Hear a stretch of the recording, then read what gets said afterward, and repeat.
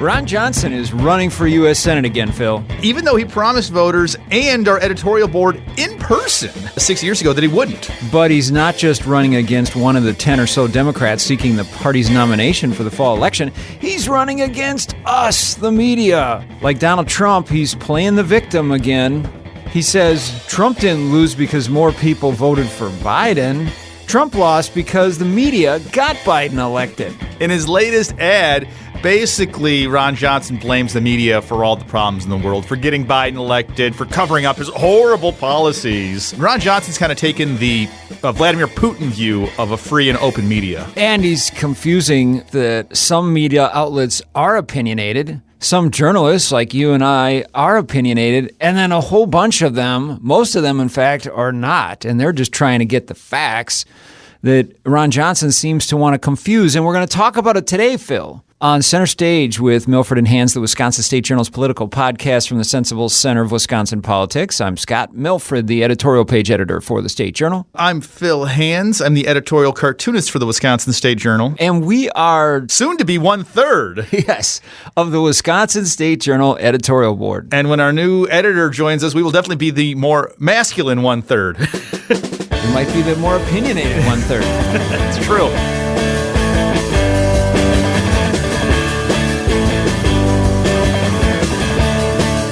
Let's play this ad by Ron Johnson. It came out late last month. At the start of the ad, a bunch of logos pop up. CNN, MSNBC, also includes the Milwaukee Journal-Sentinel. I'm actually kind of bummed he didn't include us. I mean, I've drawn more cartoons about him than anybody at MSNBC has. He does not include Fox in one of the logos. Really? I mean, I guess they're just straight-ahead news. That's just as straight as it gets. He doesn't include Breitbart either, because that is true facts. Let's play the ad. Instead of being impartial, media outlets have become advocates for the Democrat Party. They got Joe Biden, who campaigned from his basement, elected president. Now they're covering up the disasters his policies created by attacking and censoring anyone who exposes the failures. But they can't hide inflation, higher gas prices, and rising crime from the people devastated by them. I'm Ron Johnson, and I approve this message. I will continue to ask questions and uncover the truth. He has this idea that the media is trying to cover up all of Biden's failures. But what does he do in his clip? He shows all these images taken by TV journalists, reporters. I mean, he shows this image of, that horrible image of that plane leaving the airport in Afghanistan with people climbing onto the plane. We ran that on the front page of our newspaper. We're not trying to hide that. And a journalist is there in what is essentially a war zone, risking the journalist's life to get those pictures so that Ron Johnson can even talk about it. Yeah. So that he can even know about it. He ticks off these things we're hiding from people. My goodness. Crime, inflation, and gas prices, we're hiding those from people. Those are in the newspaper every day, dude. It's this right-wing echo chamber that basically, if they see any facts that don't agree with their worldview, they assume that it's fake news, fake facts. It's disturbing. We have a free, open media, and Johnson doesn't like that. Well, there's nothing wrong with criticizing the media, particularly opinion journalists like us who really take a position and argue for a certain course. Well, yeah, we like criticism. Of action. That's part of the American debate. There's a rich history of media outlets offering their views and opinions. This newspaper has been doing it for 183 years. I mean, Johnson's ad acts like, the media today, watch out, they actually have an opinion. Well, yeah, some of us, that's our job. That's true of particularly cable television news, which he flashed up there. Now, he didn't include Fox, but pretty much every television network does have straight news people. I don't watch a lot of Fox News. You and I don't watch a lot of cable news because cable news is the bane of society's existence. And I can't stand MSNBC either. I know, yeah. All cable news is horrible and bad. But a lot of people confuse pundits with straight news reporters. Like in the Wisconsin State Journal on our website, there's far less commentary on the news. Our staff editorials, your editorial cartoons, syndicated columns, local columns, more than 1,000 letters to the editor a year from our readers, and those go out digitally across all our platforms. But that's a really small slice of what our news organization does. Most of what our news organization does is collect news and collect the facts and let people decide for themselves. But we still like to suggest what's the best way that Wisconsin and Madison and the country should go. On cable television news, it seems like it's predominantly people offering opinions on stations like Fox and MSNBC, and that's what those shows are for. And then occasionally there's a news report that's more straight news, but he sort of pretends that somehow nothing on any of these TV shows or nothing in the Journal Sentinel is ever supposed to be an opinion. I mean, come on. I do think that's one of the criticisms of cable news is people do conflate the opinion show. Like Tucker Carlson's very controversial evening talk show is an opinion show. He's not a straight news journalist. He's an opinion maker, a lunatic opinion maker. A pundit. A pundit, which is very different than if you watch Fox News at, say, noon on a Tuesday that's just giving you the headlines. I think, though, the strategy is one that neatly links Johnson with Trump, and here Johnson doesn't even have to be talking about Trump. Yeah. But it's totally from the Trump playbook of it's the media's fault.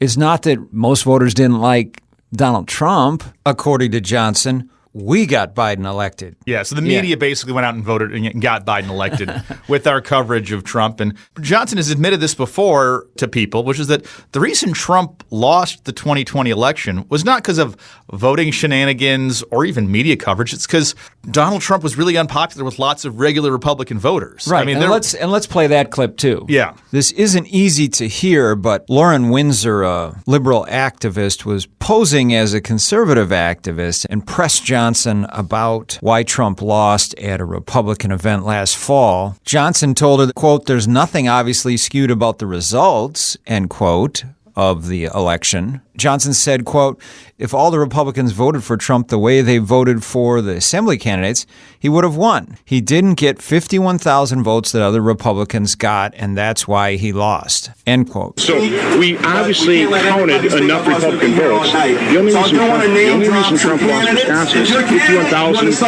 Republican voters didn't vote for him. They voted for other Republican candidates. So you're telling me that Joe Biden won the state fair and square? Because I don't see it. I don't believe it. Well, look at the totals. It's certainly plausible. There's nothing obviously skewed about the results. That's why Donald Trump lost, and that completely contradicts what Johnson just said in one of his first TV ads. I think Johnson, if you get him in a room, he knows what's going on. He knows what reality is. If you could talk to him, he'll set you straight, tell you what happened in the 2020 election. But in public, in front of the TV cameras, it's a wholly different person. I guess a lot of politicians are like that. Well, the other thing that's happened here is that Trump happened. The last time our editorial board met with him, Ron Johnson, that is, was when he was running 6 years ago, promising not to run again. Yep. And he wasn't running as a Donald Trump disciple at that time. No, when in our editorial board meeting, he wanted to talk about the deficit as an existential threat to our country, and if we can't get this deficit under control, we're not going to have a country anymore. Although I remember at that meeting showing him a graph from the Conservative Tax Policy Foundation that showed that defense spending was a big reason for big deficits, along with social entitlements. But Republicans don't want to pretend that military spending adds to the deficit, just like Democrats don't want to pretend that social spending adds to the deficit. We spend a lot of money on two things, basically. And neither party wants to admit it. And once his president, Donald Trump, started running up the debt even higher than Obama did, somehow Ron Johnson didn't have much to say about that. It was crickets. Yeah, in fact, he actually, as part of Trump's landmark tax bill, Johnson snuck in parts of that bill to give himself and his buddies tax credits that drove the deficit up higher. And now that Trump's gone, suddenly that's a big issue for him, the deficit. Biden's running up the deficit. Even though it's coming down, it's still gigantic. Only the party whose president is in power actually cares about the deficit, which is why we're never actually going to fix it. It's just going to get worse. I mean, it can't get worse for forever, can it, Scott? We could go bankrupt. It sounds like Russia's going bankrupt right now. I mean, they are unable to refinance their debts. But that's the thing is, if you think back to 6 years ago when we met with Ron Johnson and we were like, hey, what happened to free trade? We thought we agreed with you on that. And now Donald Trump's basically a union protectionist. And Johnson sort of carefully said he was still for free trade. A little bit. I think the difference between 6 years ago, when he seemed like a very experienced manufacturer who was committed to a healthy economy for businesses, which then he thinks is good for everyone, and to a large degree, I think he's right on that point. Trump happened, and now he's just this Trump's number one apologist and kind of mimics him. Yeah, and he's become not only Trump's number one apologist, he's sort of become a conspiracy theorist, if you had told me back in 2010 that Ron Johnson was going to be the guy pushing questionable COVID cures and doubting the efficacy of vaccines and all of these, theories about the election and who won the election. Yeah, and not congratulating Joe, not admitting that Joe Biden won. I mean, I've been like, Ron Johnson, that manufacturer from Oshkosh? No, don't be kidding. I mean, sure, he's conservative, but he's not a lunatic. And he was nothing like big shot Trump, who claims he can do everything right, has done everything right, never makes a mistake, and is a genius, and everybody else is stupid. And I mean, a guy like Ron Johnson certainly 6 years ago thought, oh, what a big talking phony. I'm sure Ron Johnson thought that of him, but he couldn't say it because Trump won the nomination. You can't say the P word around Trump, phony. So he had to smooth it all over. But now in his reelection, which he said he wasn't going to run for, but now he says he is, now in his reelection, it's like he's all in on Trump. Ron Johnson plays this game every 6 years where he's like, well, I wasn't going to run, but then I had to run. Yeah. You said that back. When he ran it the first time, he said he wasn't going to run again in 2016, but he had to because Barack Obama got reelected, and Obama was so horrible for the country that he had to run again. Sometimes the media does deserve criticism. I think we do. I think that's one of the good things about social media and the fact that anybody in the planet basically can put up a website and claim to be providing information that's accurate. One of the good things is there's just so many more voices. One of the bad things is lots of unproven conspiracies can flourish, or at least be fostered. And he's bought into that. And, at the end of this ad, he's going to keep asking questions for the truth. I mean, when is he going to accept the truth? I totally get the point of people who say, oh, well, the doctors think they know everything. Well, it hadn't worked out the way the doctors thought. And I get that they think the bureaucrats and the big government people have gone overboard on some of the restrictions for COVID. I mean, that's true of Madison School District. My kid had to run a 5K outside with a mask on. Yeah, our kids are just in cross country, even though every other team was not doing it. Yeah, and yes, you're right. I mean, so yeah, we get his point, but then he sort of pretends that's the rule, that's happening everywhere, and you can't trust anybody, and that somehow Listerine makes more sense to push on his constituents than a vaccine. That we have scientific evidence it's working. I heard a wise conservative say, we should take the CDC guidance with a grain of salt. The CDC says, don't serve your beef medium rare. Well, I'm going to eat medium rare steak. I know the risks out there, but it doesn't mean like all of their guidance is garbage. If I'm going to take their guidance with a grain of salt. So you eat your medium rare steak with salt? Yes, I'll eat my medium rare steak with salt. But it doesn't mean I'm going to say the vaccines don't work. There's a difference between being really public health people. You've gone overboard to saying all science is now bunk, which is sort of what Johnson's gotten into. And it's always been sport by politicians that when you don't like what the media is reporting, to say they're unfair, to say they're exaggerating, to say that that's not really what I said or I was taken out of context. That's always been a thing.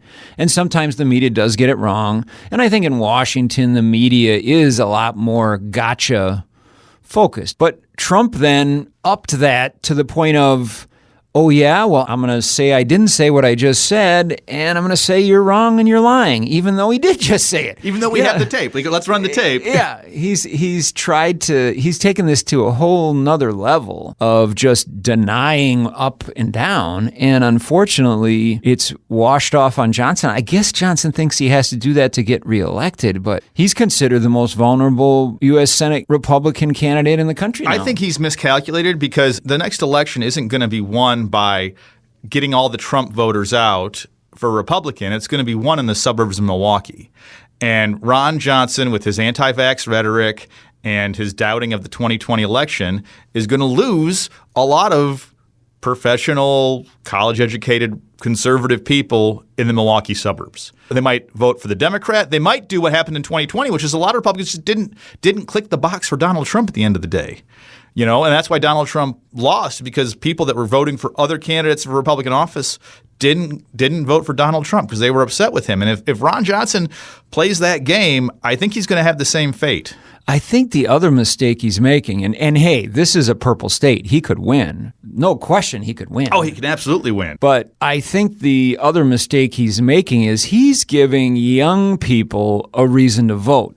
Young people usually sit out the midterms. Mm-hmm. They'll go and vote for president and get all excited about that. And I remember being young too. But then they won't vote for mayor. They won't vote off election for a U.S. senator or a governor. Yeah, governor snoring. You know, they don't care. And that's why a lot of times the Democrats win the presidency but don't do well in the midterms. I mean, basically every presidency in modern history, they've won the most votes, the Democrats. Yeah, the last time a Republican won the most votes was in 2004, and that was 18 years ago. Yeah. Ron Johnson, I think he's doing a good job of getting the Trump base to get out and vote for him. But the Trump base is only so big. My point I'm trying to make, though, is in reverse, he's giving young people a reason to come out and vote against him. Young people who I don't think would normally vote. But on social media, Ron Johnson in Wisconsin, among young Twitter political people and a lot of novices that are just kind of getting interested in Wisconsin politics in college, he's like enemy number one. And the young people have been pretty good about masks. They've been pretty good about vaccines. Ron Johnson's made a national name for himself as sort of a conspiracy theorist, COVID denier, election denier, and amongst political circles nationwide, he's a well-known senator. He's much better known than Tammy Baldwin. People don't know who Tammy Baldwin is outside of Wisconsin.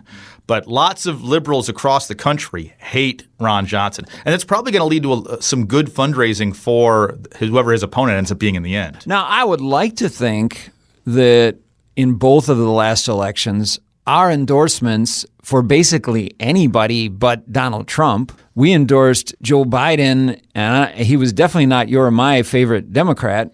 In the 4 years before that, we endorsed Hillary Clinton. She was definitely not our favorite Democrat, but we were all in against Donald Trump, and so was pretty much every major media outlet that has an editorial board that tries to meet with candidates and put forth a view of this is the better candidate to vote for. Virtually all of them went for Biden over Trump. And Hillary. And went for Hillary Clinton over Trump. So Johnson's right in the sense that editorial boards across the country have probably helped Democrats defeat Donald Trump, but not the news desk. No, not the news desk. It should also be said that a lot of these editorial boards are conservative editorial boards, like the Detroit News did not endorse Donald Trump. I mean, conservative papers across the country decided not to endorse. The State Journal didn't endorse Donald Trump. Yeah. Lots of conservative papers did not endorse Donald Trump because they thought he was not fit for office. The last time the Wisconsin State Journal endorsed a Republican for president, it was Mitt Romney, who now is a pariah in the Republican Party. Yeah, I mean, Ron Johnson and Donald Trump consider him rhino lefty, no good bum. Yeah. Actually, he's just a guy who's a good person who's willing to stand up and tell the truth once in a while. Yeah. I mean, he's actually something of a statesman and a good person. And so that's what's happened to Ron Johnson. To blame Donald Trump and his woes on the media, that's quite a stretch. And it's just more of this Crimea River victimization and, oh, nobody treats me fairly, which has been Donald Trump's game ever since he was back at that military camp playing baseball. Donald Trump's definitely stolen that playbook from the liberals of the victimhood. And the Republicans nowadays play the victim more so than the Democrats do. They do. It's like, poor me, wealthy, rich, white person. Nobody listens to me or respects me because I'm rich and a white heterosexual man. And dude, get over yourself. And the media treats me so terribly. So we didn't like the ad. We didn't like it. I don't often wish I was able to ask somebody a question in a meeting, but I wanted to ask Ron Johnson this question 6 years ago when he was in the editorial board. And we ran out of time. Because Johnson kept saying, the deficit is this huge problem, and we're not even pretending we don't even acknowledge it exists. I'm trying to get people to even see the deficit exists because we can't solve it or do anything about it if we don't acknowledge it. I wanted to ask him, so you want us to focus on the deficit, but what about climate change? How can we do anything about climate change if we won't admit it exists? And he's been one of the first, he's always denying climate change. And I wanted to ask him that question and put it to his face and see what he had to say about it. That's because it's a conspiracy. I mean, he loves conspiracies.